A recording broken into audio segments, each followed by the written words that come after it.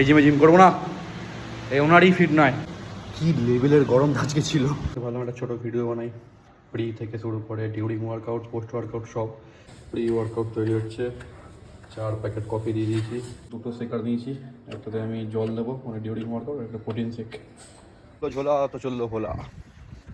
এখন বাজে বিকেল 4টে। আজকে বিরাট গরম, সেটা তোমাদেরকে আলাদা করে বলতে হবে না, কিন্তু কিছু করার নেই, আমি ব্যায়াম করার টাইম পাচ্ছি না। অনেকেই বলে দাদা জিম ব্যাগ কোথায়, আসলে জিম ব্যাগ ছিঁড়ে গেছে, কেনার টাইমই পাচ্ছি না। আসলে কেনার টাইম না, কিপটে হয়ে গেছি, কিনতে ইচ্ছা করছে না। দুপুরবেলা অনেকেই ঘরে বসে বলছে কী গরম কী গরম।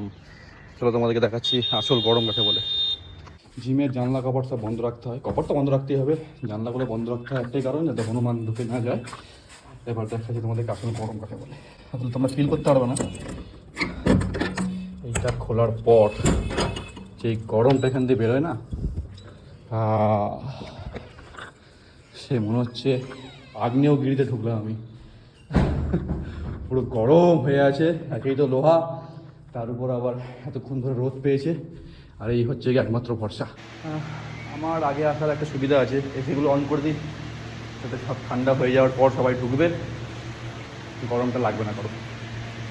তুমি যখন কোনো কিছুর সাথে যুক্ত থাকো, অ্যাজ এ ওনার হও, অ্যাজ এ ম্যানেজার হও, অ্যাজ এ গাইড হও, জানি না কেন একটা রেসপন্সিবিলিটি তোমার মধ্যে চলে আসছে, সেটা হচ্ছে গিয়ে নিজেকেও সেই ইনস্টিটিউটটার মতো মানিয়ে নেওয়ার মতো রাখতে হয়। যেমন আমি ধরো অ্যাজ এ আমি জিম ওনার, এখন আমি যদি আনফিট থাকি, লোকে এসে বলবে এই রে ভাই এ আবার কেমন ওনার, এই জিমে জিম করবো না, এই ওনারই ফিট নয়, তা আমাদেরকেই ফিট করবে। অনেক কথা হলো, ইটস শো টাইম।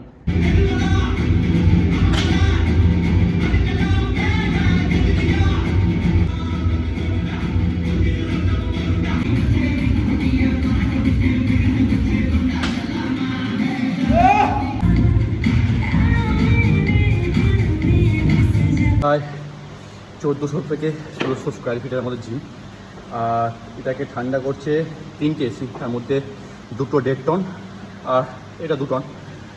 ঠান্ডা করতে পাক্কা সময় লাগলো 30 মিনিট, আধা ঘন্টা। তাহলে ভাবো কি লেভেলের গরম আজকে ছিল। আমি তো ভাই পুরো যাতা অবস্থা আমার। কিন্তু একটা জিনিস ভালো যে নেক্সট এবার যারা আসবে, 5টা বেজে গেছে, তারা ঠিকঠাক টেম্পারেচারই পাবে।